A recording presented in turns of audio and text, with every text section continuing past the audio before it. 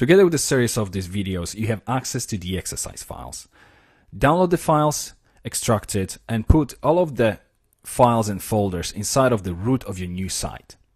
Now at this stage, I'm assuming that you have already environment installed on your computer. By environment, I mean Apache web server, PHP parser, as well as MySQL database server. If you don't, then go to mump.info if you are a Mac user, and you can download the free copy of the mump server. Otherwise, if you are a Windows user, you can go to wumpserver.com and download the copy of the WAMP server. Or if you prefer, you can also use XAMPP for Windows. Actually, XAMPP is also available for Linux and Windows as well. Now, if we go back to our site, first of all, we're going to be working on our template. We have our index.php file. If you open this file, you'll see that this file contains the entire structure of our page. We need to slice it into a header and footer, which will later on be included in all of the pages. So first of all, let's create a new folder and call it template. Inside of this folder, we're going to create two files. First one will be underscore header.php, and the other will be underscore footer.php. Open the header first, go back to the index.php, and select everything starting from the first symbol character on the first line down to the div with the ID of right. Now Control or Command X to cut the entire code and paste it inside of the header.php. Now we can save it and close the header. Now the remaining code, if you select it, do the same, Command or Control X to cut it and paste it inside of the footer. Now we can close the footer. As you can see, our index file is now completely empty. And that's exactly what we need. In the next video, I'm going to show you how we're going to start adding functions to our index.php file. Our application will be built using object-oriented programming, object-oriented PHP programming.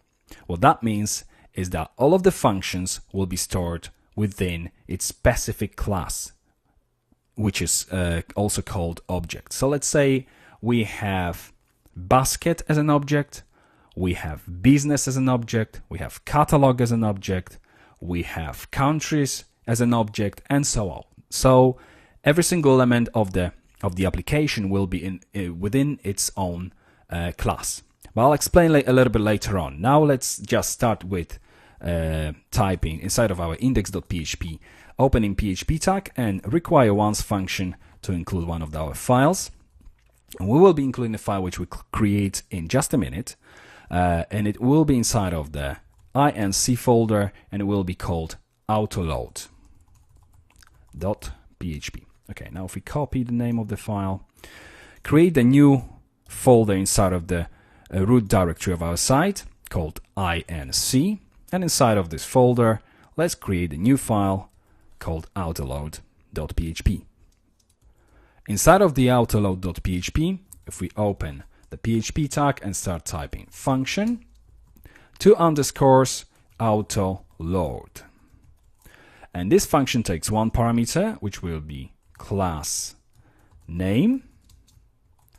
Inside of this function, first thing we're going to do is we will explode our parameter and put it into array. So class as a variable, which will become an array, and function explode.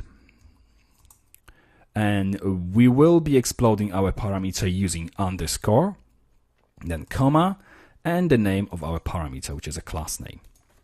Now what it basically does, it uses underscores to divide any sort of class name which we're gonna be passing into autoload function, and puts all these elements divided by this underscore into array.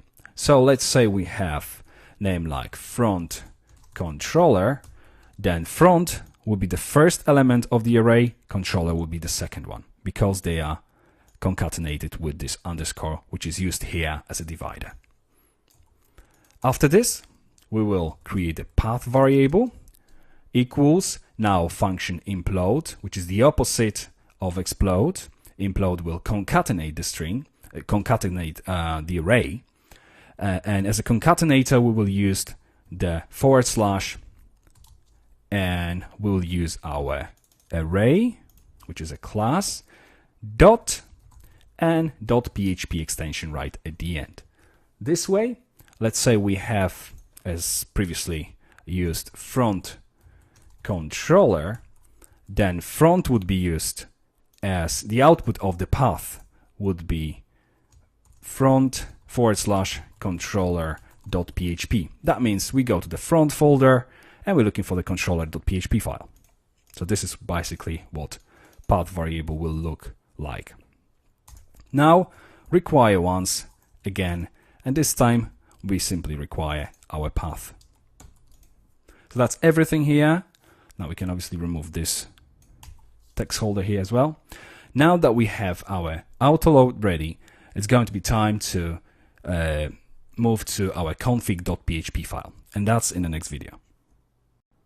Before we move on to create our config.php, let's first include this file inside of the autoload.php. So require once, and we will be requiring once config.php. Only config.php without any folder before this, because config.php will be inside of our inc folder as well. So let's create this new file, call it config.php. And inside of the config.php, we start with the opening PHP tag. The first thing, because the entire application will be using sessions, let's first check if isn't set session, which means if session variables haven't been set yet, session start. Okay, so that's the first thing. It should always be right at the top of, above all the coding and everything. So that's why it has to be in this position. Next thing, we will define a few constants. The first one will be site URL. Actually, it's not going to be a URL, site domain name with HTTP. Ouch. Okay, so defined. First, we check whether it's been defined, and we call it site URL. Remember to use capital letters. Or define site URL, and we start with HTTP colon / double quote, and now we type server, and within the single quotes, server name. Okay, after this closing square bracket. Now what it does, basically checks if it's defined, do nothing, otherwise define this constant. Now we copy this entire thing, paste it a new line. Now before we move forward, let's just explain what's happened here. Site URL will be the constant which we'll be using, and we will have access to this constant from anywhere within the application, because it's in a file which is always going to be included on every single page. So this site URL constant will have a value http colon / and then the server name predefined PHP variable. This predefined variable basically returns something like this. If, let's say, we have website www.http colon / www.google.com, then what server name returns is basically www.google.com. Even if it has any / any other elements of the path, let's say orders or whatever else, this strips all these elements and it only returns the domain name. If it has www, then it's gonna include this. If it hasn't, it will simply be the domain name. So basically, this way dynamically we recognize what's current site domain name, and we assign this to our site URL rather than putting actually this here statically. It's automatically done by the script. So next constant will be ds. Let's put some comment here. Directory separator. And directory separator basically is Depending on what kind of system you're using. If it's Windows, it's going to be \, because all of the folders inside of on the Windows system are separated by backslashes. You may remember C:\\/ and something. If it's Linux or Macintosh, it's going to be /. So again, we are dynamically recognizing what kind of separator is used for directory structure. And now this one will use the predefined constant directory separator. Again, this is PHP predefined constant, so we'll automatically recognize what directory separator is used on this system. Next one will be the path to the root of our site. Root path. Okay, if we copy this, define, paste it under, we'll call this constant root path. And what we're going to do here, we're going to use function real path. And inside of this function, we'll use directory and dir name. And we'll use file constant, which is basically recognizing the path, is providing us the path to this specific file from within which this constant is called, which is basically our config.php. So we have already the entire path to our config.php, then .ds, which is our directory separator, double quotes, 2 dots to go up one level, and ds right at the end. So basically, if we are inside of the inc folder as we are at the moment, obviously this file is inside of the inc folder, we want to get out of this file so we get to our e-commerce or whatever else you called your the directory for the root of your site. So this is how we're gonna get to the root of our site. So root path now again dynamically provides us with the path to our root folder. Next will be classes folder. This is where we're going to store all of our classes. By classes I mean objects, obviously, but you will find out about this a little bit later on. So classes, dir for directory, and it will use and it will simply be the name of the directory, which is classes. As you can see, we have this directory here. Next one, if we copy the entire thing, will be modules folder, and will be mod dir, and it will be mod, which we'll create a little bit later on. Another one, which will be called inc, actually basically it's our includes folder, so it's inc, and it's inc, the folder within which this config and autoload is, and obviously it's inc folder. Then we have our templates folder as well, so copy this.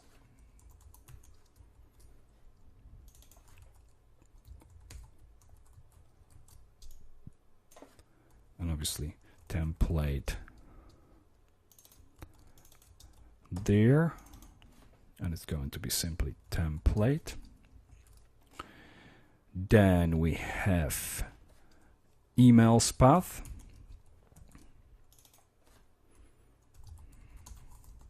It's not going to be a folder, it will be a path.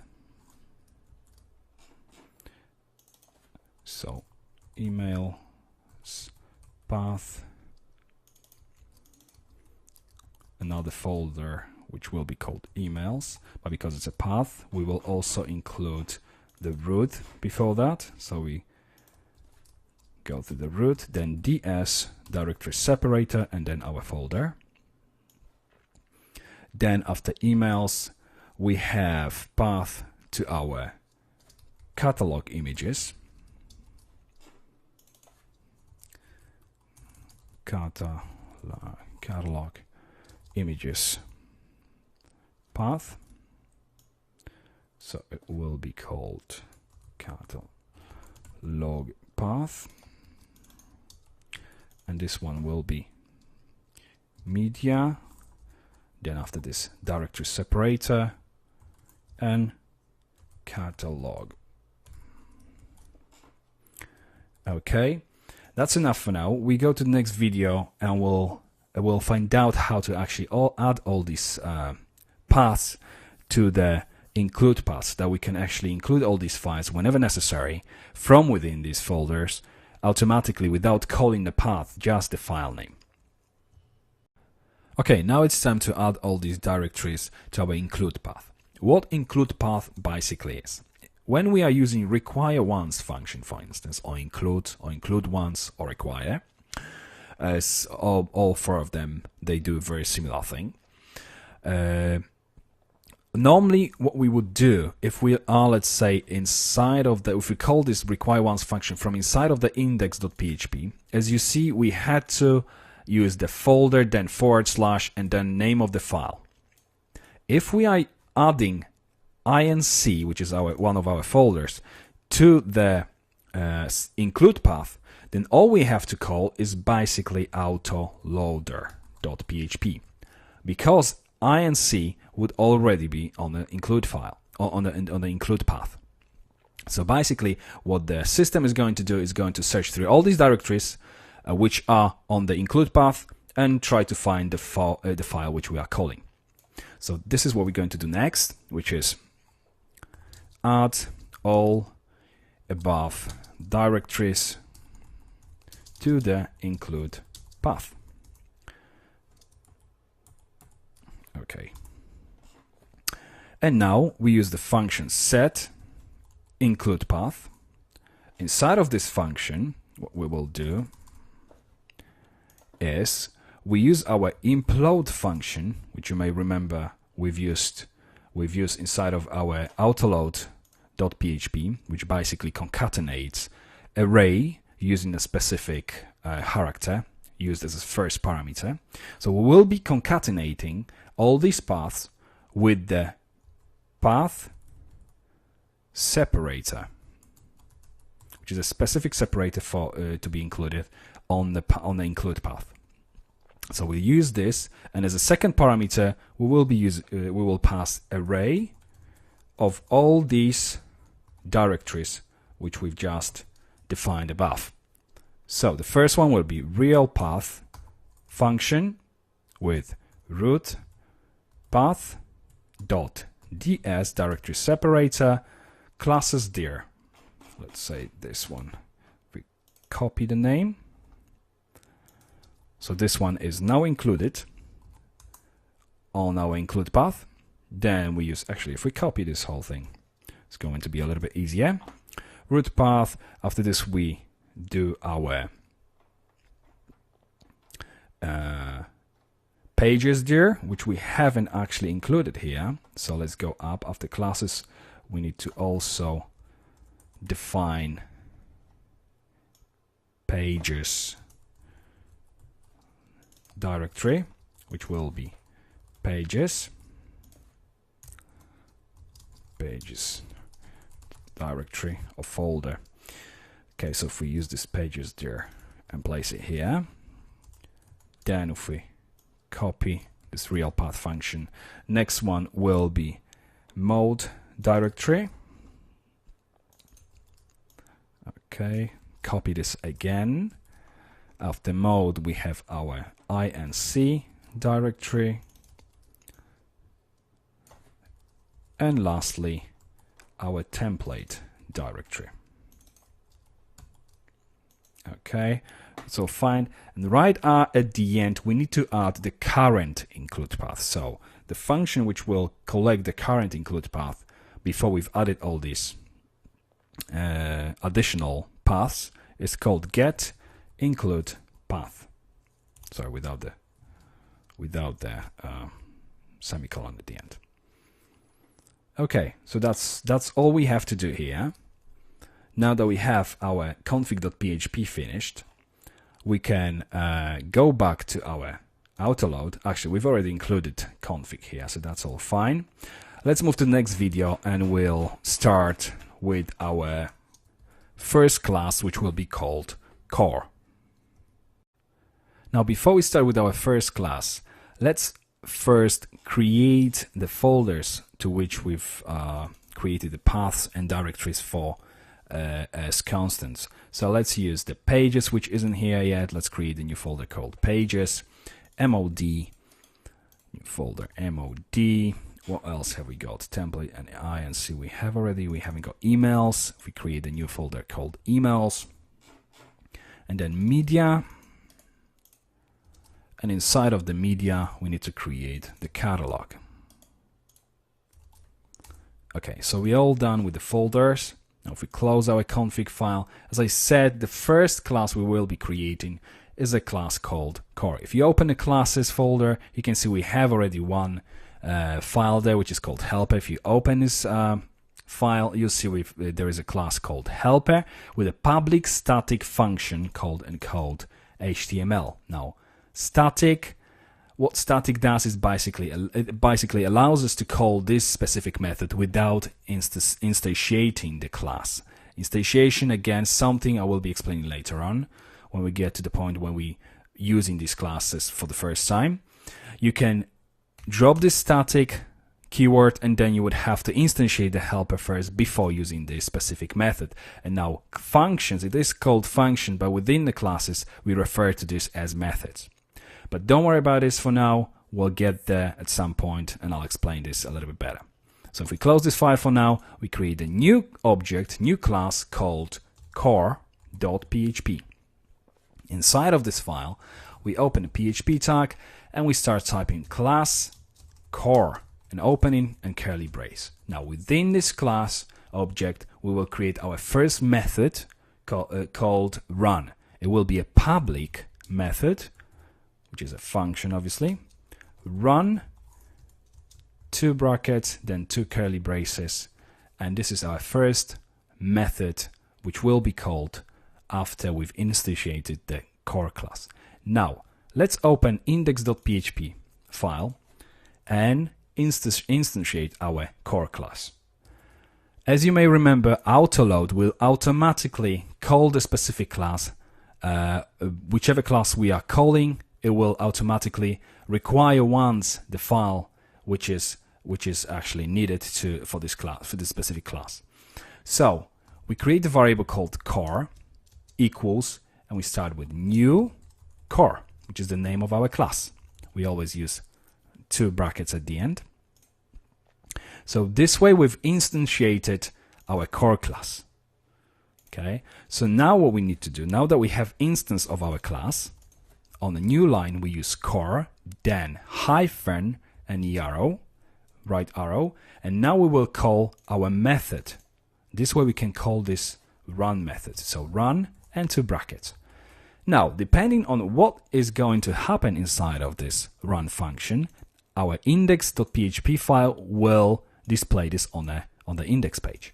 At the moment, if we go to our page, as you can see, we have a blank page, even though we already calling this specific method. If we go to our core.php file, inside of our core function class, within our run method, let's echo something like, hey, hi, from within run method, and semicolon right at the end. Now if we go to our page, you can see our run function has executed and echoed the string which we've just typed there. So basically, rather than simply going and creating the function and calling this function run and that's it, which would be the way you would be dealing with this if you weren't using object-oriented programming, we're simply using objects, which in this case we need core object, which is our class, and we use our run method to do whatever we want this specific method to do. So if we go back to our core.php, we can remove all this echo string from within our run method.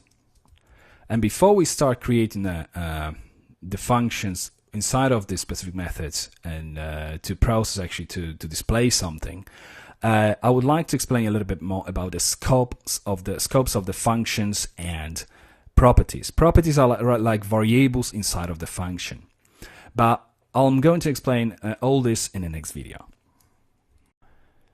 Now let's talk about the scope of the variable and the methods. Variables inside of the classes are called properties. So we have three different types, three different scopes. First one is a public. Let's create the first property or attribute, as some may also call it, called name, and assign the value of whatever you want. I'm going to put my name. Next one will be protected, which will be email, and we put some dummy email address, dummy domain.com. Then we have private, and the private will be address, some dummy address. Okay, so we have three different scopes. They also apply to the methods. Now, public scope allows us to call this specific property or method outside of the class. So if we go back to our index.php, after the run method, let's use our instance of the class, core, and we will call our name. Now let's have a look at and see that I'm not using actually the $sign before the property name, because when you're using them outside on the side of the class, you simply drop the $sign and you only use this the name of the specific property. Okay, so we calling now this name, but obviously this is just a property, so we need to echo it because we have value, but I need to echo it if we want to see it in the browser. So if we open our index.php page, you can see the value has been outputted to the browser. Now, if I want to use email, let's use it and see what it's going to give us. If we change core name to email, hey, we've got a fatal error. You cannot access protected property. What does it mean? Basically, apart from the public, public is the only scope that allows you to use the specific property or method outside of the class, as I've already said it. Protected allows you to use the property or the method inside of the specific class, but also in a class which extends this class. By extending, I'm referring to the situation like this. Class, let's say, order extends core. And now, what is happening is all these properties which are public and protected, same as methods with the same scope, are also available inside of this order, new order class, because it inherits all these properties and methods. The only thing is you cannot use private properties. They are only available for the core, for the class within which they are instantiated, they created actually. So you won't be able to use private. If you want this class, the properties and methods to be used inside of all the classes which extend this specific class, then use protected. Or if you want them to be available outside of the class when you when you instantiate the class, and then be able to output the value directly on a page, then use a public. As I said, that's exactly the same situation with the method, so you can have a protected method as well as private. So that's how it works. Because we're calling this run function, as you saw, we call it on a page after instantiation of the class, we obviously have to make it public. So that's basically how it works. So if we remove this code, we can also remove all these properties because we won't be using them here. And let's move to the next video when we're going to continue actually with our run method. Now to finish our run method, let's start with the ob start function, which is output buffering, one of the output buffering functions. If you want to learn a little bit more about output buffering, please go to php.net, type in OB or output buffering inside of the search field, and you can find the entire specification for this section. Now, basically, what we're going to be using output buffering for is to process pages, files with any kind of dynamic functions, PHP functions, dynamic content, and output them as a normal string onto the page. So after our OB start, we're going to require once file, which we will be calling depending on the parameter sent through the URL. And then once we got this file, all the functions are executed within this file. And let's OB get flush to return the value generated by the code as a normal string. Now, require once will be going to our pages folder, which is pages. Actually, we don't even have to use pages because obviously this pages folder is already on our include path, as you may remember. And let's include our first file, which will be index.php. And now inside of the pages folder, let's create a new file called index.php. And the first thing we're going to do is opening the PHP tag, closing the PHP tag, and in between these two tags, require once, semicolon after that, and we will require our underscore header.php. As you see, I'm not putting any other path from here, even though this file is inside of pages. Normally would have to go up one level, which will be .. but we don't need this because obviously this pages folder is already on the include path. Now let's copy the entire thing, 2 new lines, and let's rename header to footer. Now if we save this file, go to our browser, refresh the page, hey, there we go, it's our template. So these files from the template folder are included now on our index.php page, which is inside of the pages folder. That's all fine, we've got our first page loaded. But the only problem is whatever we're gonna do on this page, we're only going to be loading this specific page from within the pages. Obviously, this is not the way we want things to be happening here. So in the next video, we're going to start creating our next class, which will be URL, to deal with all queries referring which are associated with our URL. Okay, now it's time to create our URL class. Inside of the classes folder, let's create a new file and call it url.php. Inside of this file, we start with the opening PHP tag, and then we type class URL opening and closing curly brace. Now we start with the first parameter, public. This time is going to be a static one. I'll explain what static does in just a second. The name of the parameter will be underscore page, and the value will be simply page. This is going to be our keyword for identifying what page should be loaded through the URL. Next one will be public static folder equals, and if we open our inc file, open our config.php, you may remember that we've created already the constant which stores the name of the pages folder.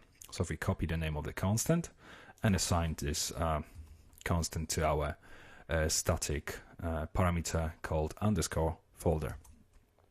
Another one, public static underscore params, and this is going to be an empty array for the time being.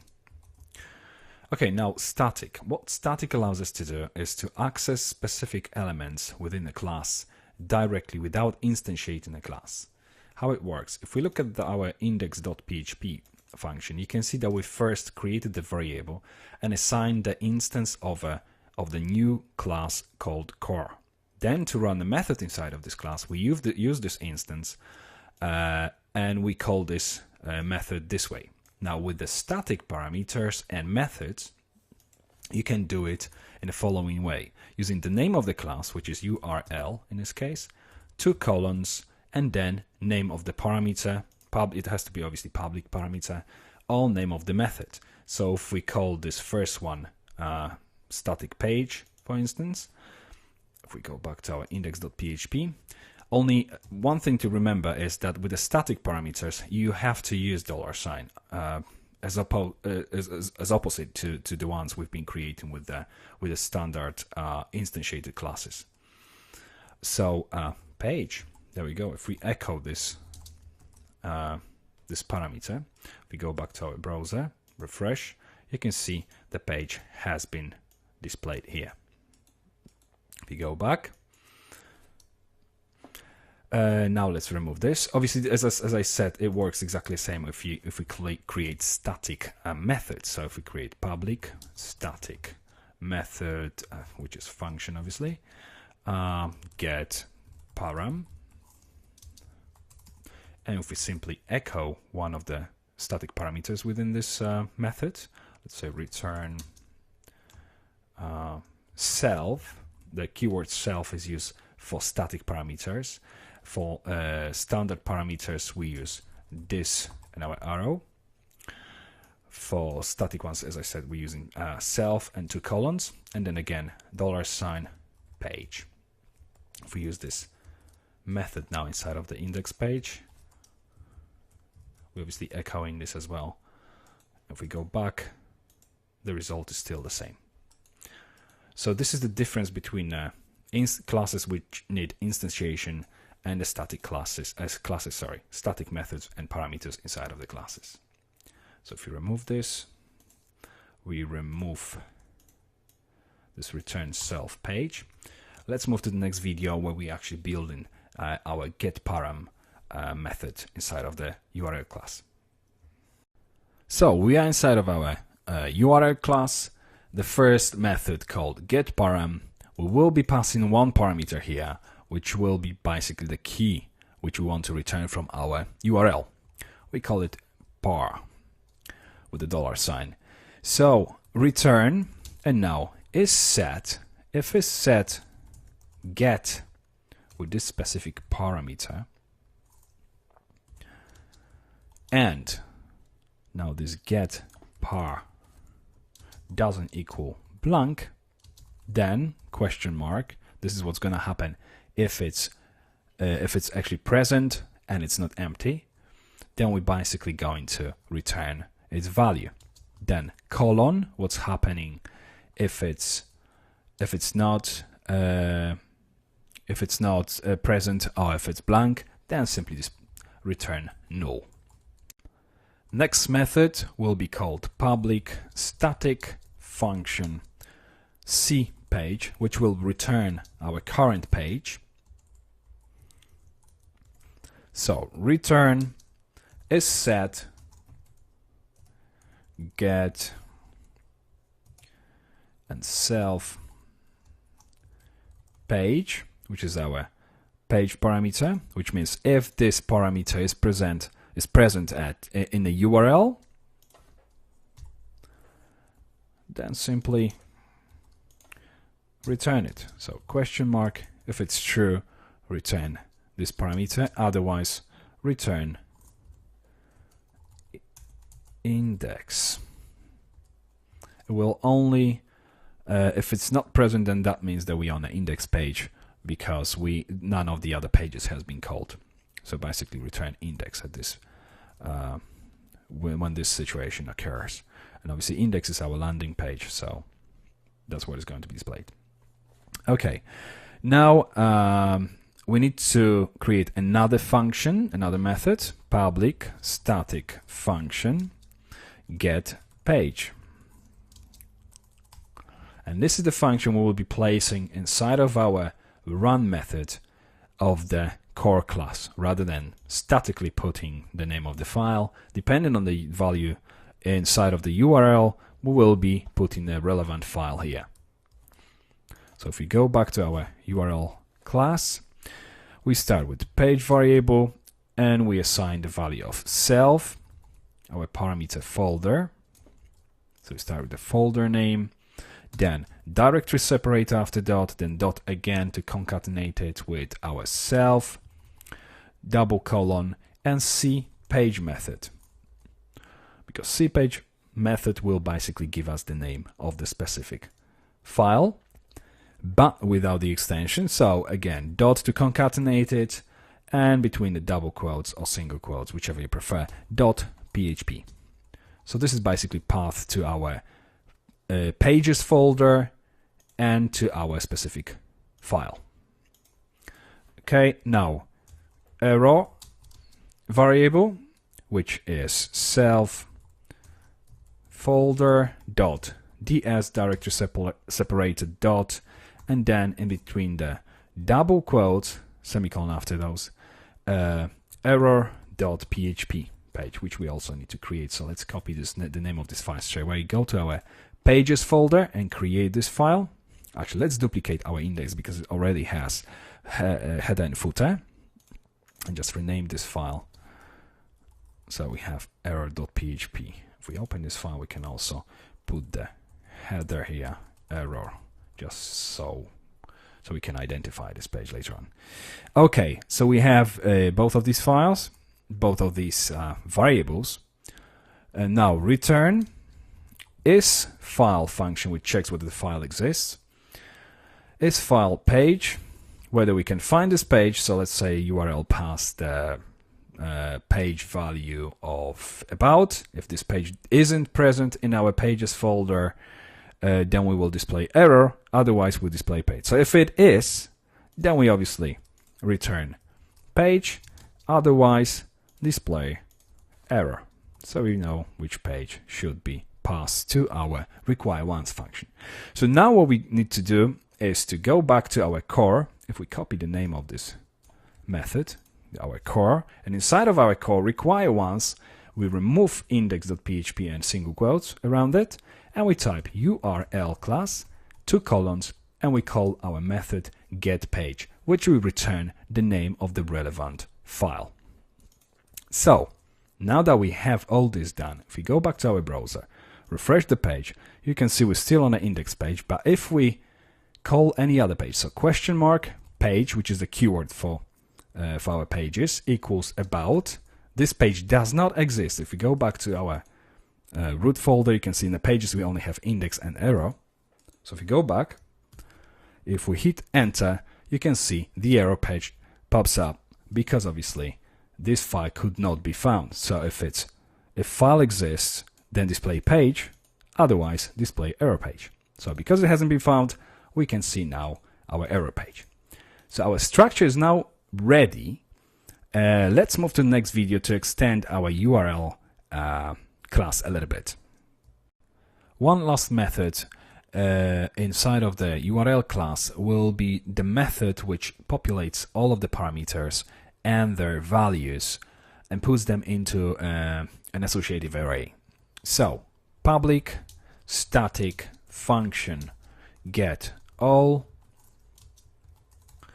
Now first we check if there are any gets. So if is an empty get variable, then we create a loop for each get as key equal an arrow value, which basically means if we have, let's say, page equals about, then obviously key is our page, value will be about. Okay, so we check if is an empty value, which let's say we have page parameter and just equal without any value. Obviously we don't need this because obviously there's no value to it, so it's useless. We don't need it at all. So if it isn't empty, then we populate our params array with we create the key out of the key and assign the value to it. So basically this empty array here will have some values added to it. So this method will basically populate our array, and we will be able to get these specific values by calling this specific array later on whenever we need to get some values from the URL. Okay, let's finish our URL class here. We will add later on, we will add a few more methods to it, but for the time being that's all we need. In the next video we're going to start building our database class, where we actually connect into our database and start populating some records from it.